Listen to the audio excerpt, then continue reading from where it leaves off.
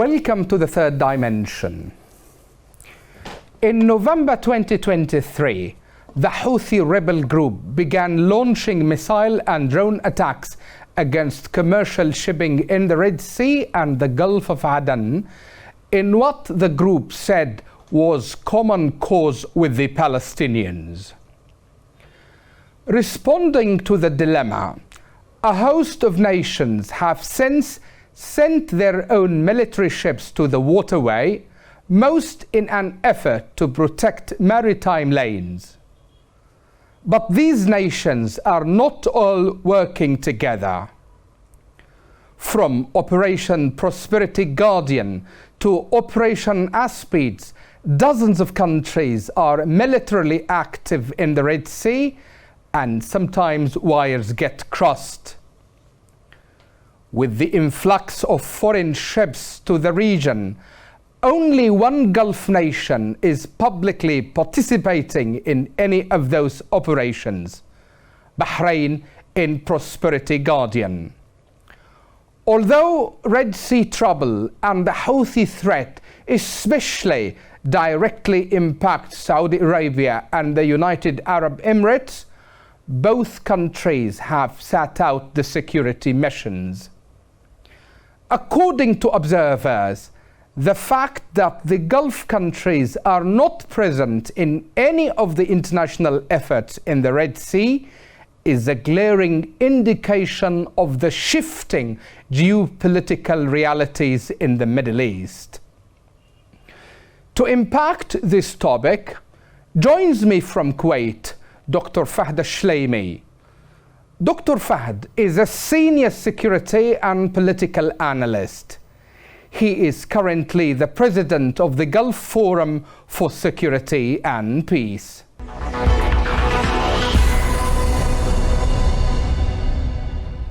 Dr. Fahed,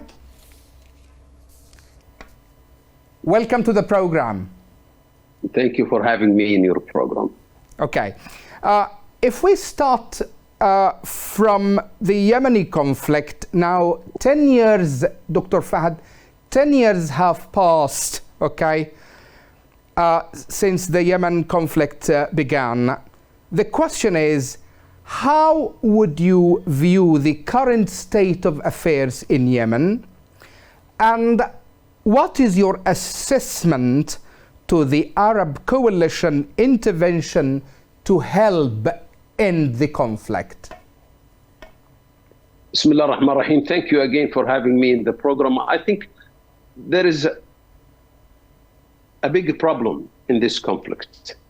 This conflict has between two parties, between Al-Houthi, who acquire what they call it, the reality of present factor, who took or govern Yemen by steel and fire. And there is a legitimacy, the Yemeni government. Yes. There are many attempts to restore peace, and there was a lot of multinational conference between the Yemenis. What we found at the end, that Al-Houthi is not interested to restore peace in Yemen, because if he went to the peace channel, he will lose. He doesn't have a public support. He is using fire and power against the Yemeni civilian and against the Yemeni population in the governorate that he's controlling in. Yes. And he's asking, his ceiling of request is too much for his number, for his democratic process. He doesn't believe in any kind of democratic process. They believe that they are a holy family. They came from the sky, and all these people in Yemen supposed to be slaves and servant for them. Simply like that. He's following, in fact, some kind of way of governing similar to the Iranian, to the Murshid, where the Ayatollah is everything in the country. There is no legitimacy for the government. There is no right for people or for their votes against their Abdul Malik al-Houthi. There is no objections. Hundreds of houses were demolished because of their opponent. Just they wrote on Facebook or they wrote an article. So in conclusion, we have a problem with one of the main conflict pullers. Al-Houthi is the problem. He doesn't want that. He wants to control these, and he is betting on the time frame. There are many factors. There is no will from international community and the Security Council mainly to restore peace in Yemen. So in many times there was a military attempt and a military operations to control Al-Hudaydah, and there was veto against that. The Arab coalition wanted to control the Al-Hudaydah. Historically, if you control Al-Hudaydah port, you choke Sana'a. Yes. And historically, in Ottoman Empire, British rule, when you control Al-Hudaydah, you control Sana'a. So there was a veto by the Brits, a hidden veto by the American, not to let the Arab coalition forces to go and control Al-Hudaydah. So Security Council somewhere is trying to catch the stick in the middle. And they know Al-Houthi is not representing the Yemeni will, is not representing the Yemen hopes. Al-Houthi is putting Yemen in a big jail. Yeah, okay.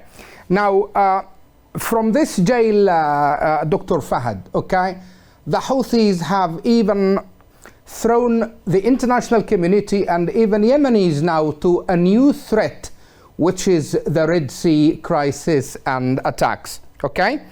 Now, yes. In your opinion, Dr. Fahed, okay, why Gulf countries haven't, except Bahrain, my question, why Gulf countries haven't joined any international mission to contain the Houthi threat in the Red Sea?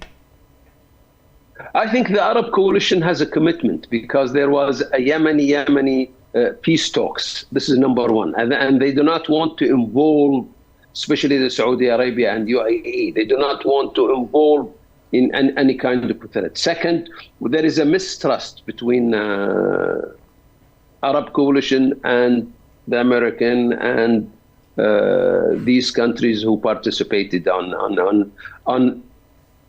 I might say a fake air campaign against Houthi. And days has proven that is our, the Arab coalition viewpoint were correct. Where is the airstrikes now? Where is the preventing measure? There is no measures against Al-Houthi. They did not put him on the terrorist list. There is no war crime against him. A lot of things. So one of the main factors is the mistrust between the Arab coalition because of the 7 years war.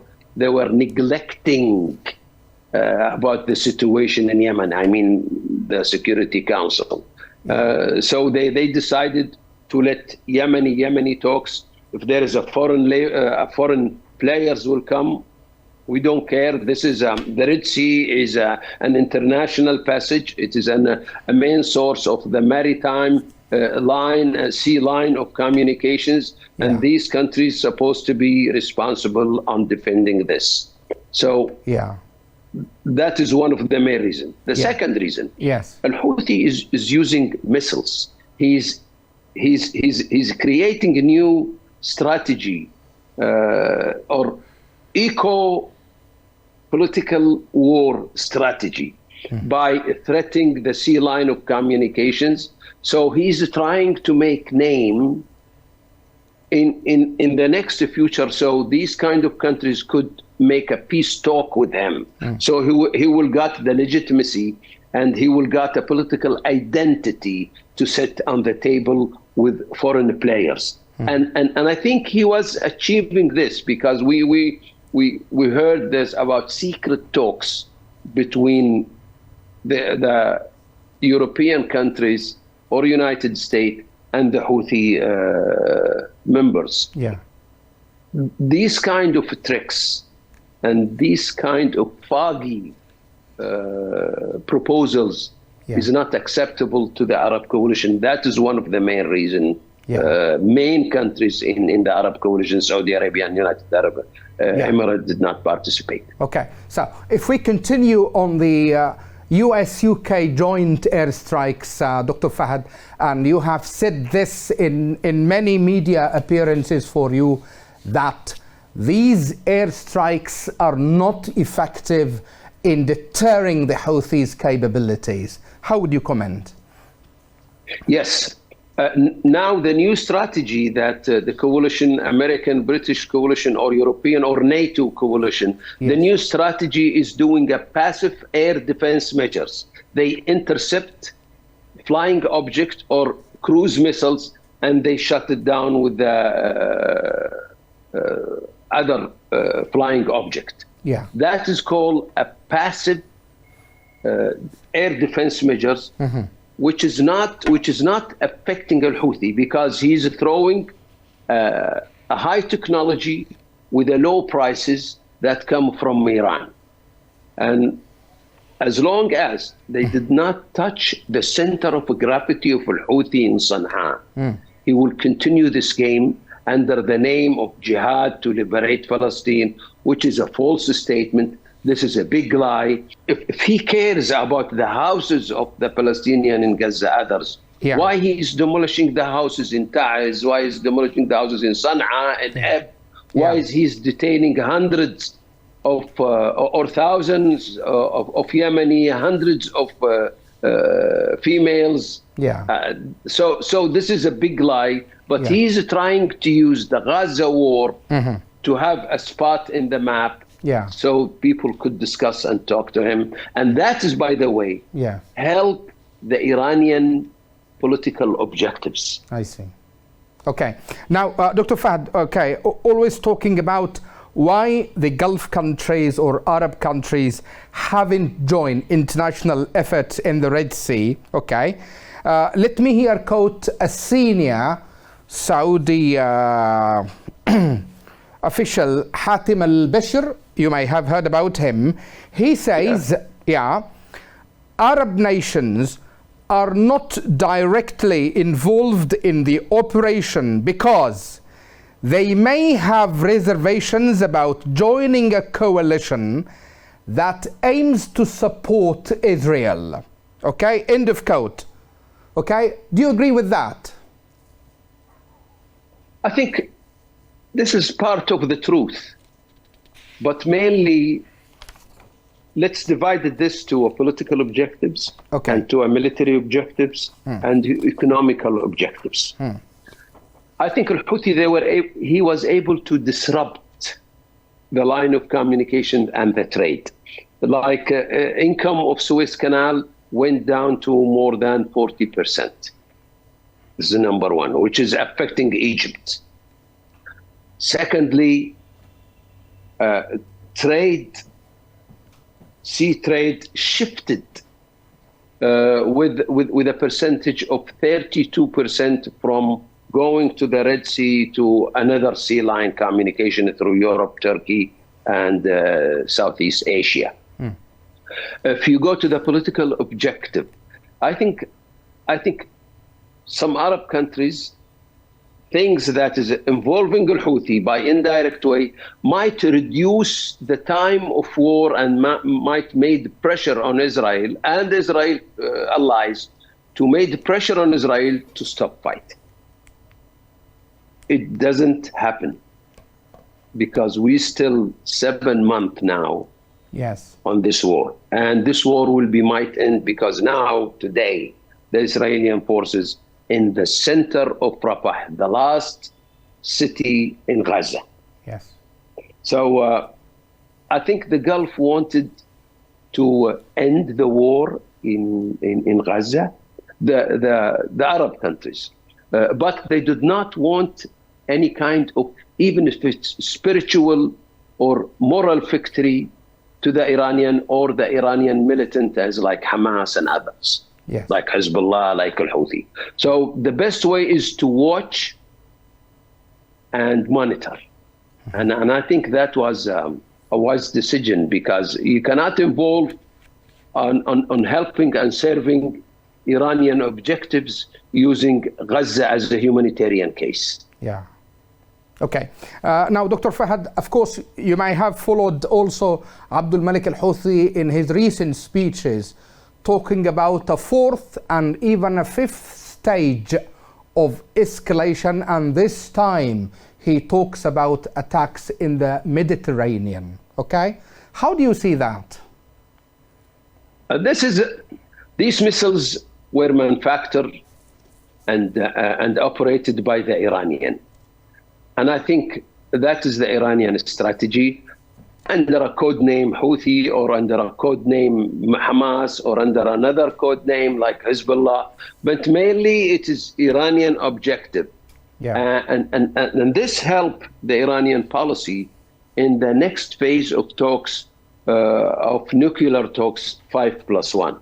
Mm-hmm. That's give Iranian a footstep in Mediterranean, in the Gulf, which is help the Iranian strategy to control the three main passages, either in Suez Canal, or Bab el-Mandab in Red Sea, or Hormuz, Strait of Hormuz in the Arabic Gulf.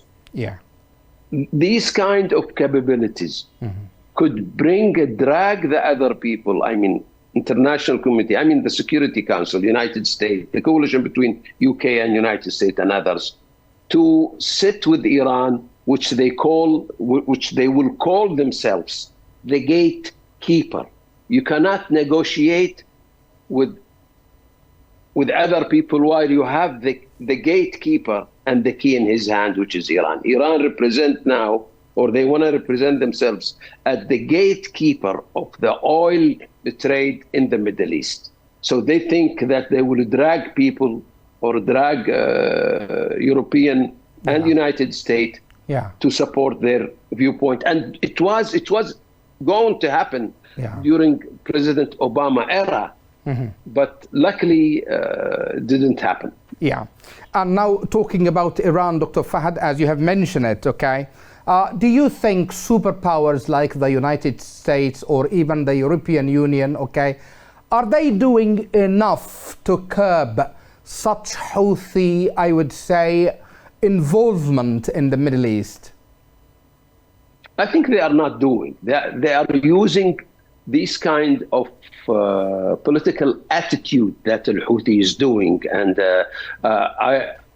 either by using military forces, by using a terrorist strategy to their benefit, to threaten the neighboring Gulf area. So they could come and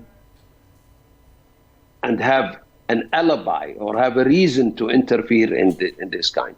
I think they were able to put Al-Houthi on the terrorist agenda list. Yes. It didn't happen.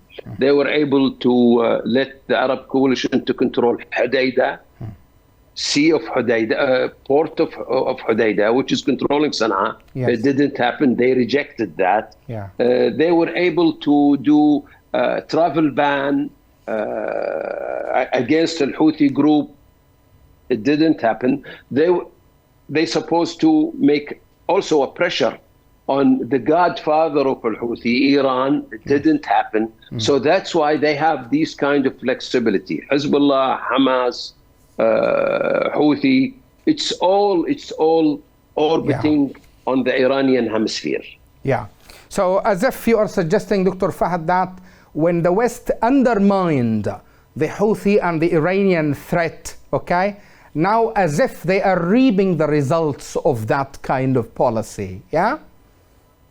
Yeah, I think so. In fact, they are using this kind of conflict in our region for their benefit. Imagine if there is no conflict, there is no need for $3 billion for Patriot. Yeah. Or Patriot Pack 3. There is no need for a military naval ships patrolling Red Sea and the Gulf. It's kind of political, economical, and military interest, in fact. Okay. Now, if we just come back to Kuwait, okay, yes. rather than the region, and you are an expert from Kuwait, Dr. Fahed. Kuwait has historically played an important role in supporting either Yemen unity or Yemen peace efforts. And you may still remember that the first peace Yemeni talks that took place in 2016, Kuwait was the host. The question is, Dr. Fahed, is there in the horizon a kind of a Kuwaiti initiative, okay, to bring the Yemeni warring parties on the negotiating table again?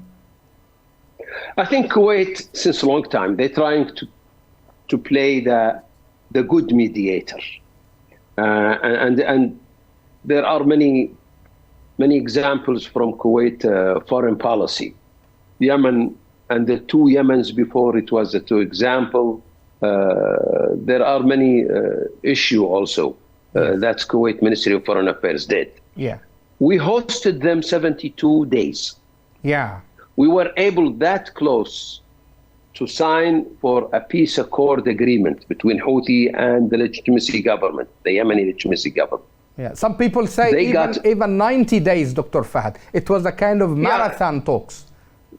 In fact, we were able to, I mean, they were able to get together until they got some calls from Iran and they back up. And that's why I said they are representing the Iranian interest in a different way with the Yemeni clothes. I see. And it's sadly that is the people of Yemen who are suffering from these kind of policies. They are hostages now in Al-Houthi hands. And Kuwait trying to play a role. I don't think we could see a good role or future role because it's all put on the GCC basket. They agree on Yemeni talks, but Al-Houthi realized once he will go to the voting ballot box, Al-Houthi will lose. He will not go to any democratic process. Never. Al-Houthi, his enemy is democracy. His enemy is peace talk, fair peace talk. He wants to gain without giving up any kind of his rights. Okay. Now, if we would like to wrap up this interview, Dr. Fahed, amid all these, I would say, grim picture of the region and particularly in Yemen, do you think that Yemenis would get peace in the end? I don't think so. As long as Al-Houthi is raising his demands, either political demand or even economical demand or military demands, I think the best way that we have two Yemen. We have South Yemen, or they call it the Arabic South, and Yemen under Al-Houthi. And we have to prepare people from North Yemen to get their rights by their hands, not by the American, not by the peace talk. He understands the Houthi, will understand the pressure, will understand the threat. I think years and years passed talking to ourselves about peace talk and how rosy it is. It's not going to happen. Okay. So now, we have to face the truth. If I may two divided country. If I may interrupt Dr. Fahed here, are you talking about the international community and the region supporting a legitimate government there in the liberated areas, or are you talking about two divided Yemens? This is something else. I think we have two divided Yemen. We're supposed to have two divided Yemen, and make the South divided Yemen to be as the ground base to liberate North Yemen. With this situation, we have a kind of liquid status Also, there is some militia yeah. is growing, and that will reduce the effect of legitimate government. Yeah. Having a full state in South Yemen might help to restore the whole Yemen, or at least having a self-government in South Yemen for 5 years. Then you will have another referendum or another voting for an independent state. That will be like a transitional issue. Yeah. But mainly, if we are now in the status quo, nothing will change. And I think Al-Houthi, he's endangering all kind of world interest, either in the sea passage, airport. He's threatening everybody. And we're supposed to stop this kind of threat. He's not accepting any kind of democratic process. That's the point. Yeah. So with this, we come to the end of this interview, Dr. Fahed. Thank you so much for your time, and thank you for talking to Yemen Today TV. Thank you. Thank you for having me. Thank you.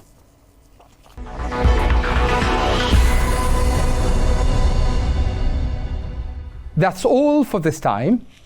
See you next week with a new edition of The Third Dimension.